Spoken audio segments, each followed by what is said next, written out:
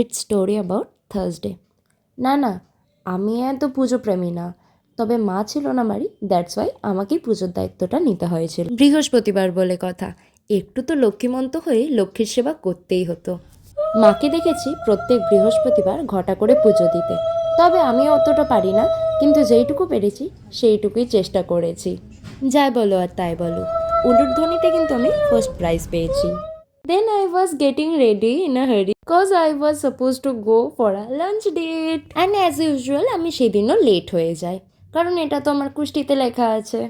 দেখো, ক্যামেরার সামনে দাঁড়িয়ে একটু কায়দা করতে গেলে লেট তো হয়েই যায়।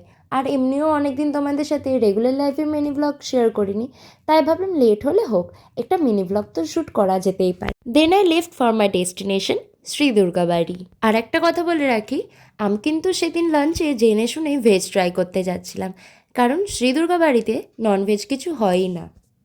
আর ভেজেও যে এত মেনু থাকে সেটা ওখানে না গেলে আমি জানতেই পারতাম না। আর সবকটার টেস্ট জাস্ট দুর্দান্ত ছিল, তোমরা আমার মুখে রিয়াকশন দেখলেই বুঝতে পারবে। আর মেনুতে ছিল বাসমতি রাইস, কচু বাটা, মোচা ঘন্ট, কলমি শাক, উচ্ছে আলু ভাজা, ভেজ ডাল, পাঁপড়, বেগুনি, মিক্স ভেজ, এঁচোড়, পোলাও, পনির, চাটনি, দই, মিষ্টি।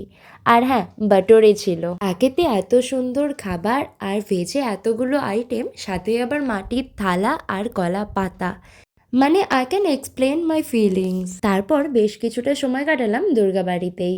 দেয়ার ওয়াজ ভেরি পিসফুল প্লেস, যেটা তোমরা দেখলেই বুঝতে পারবে। মাইন্ড ফ্রেশনেসের জন্য একদম পারফেক্ট একটা place. It was my perfect Thursday. And what about you?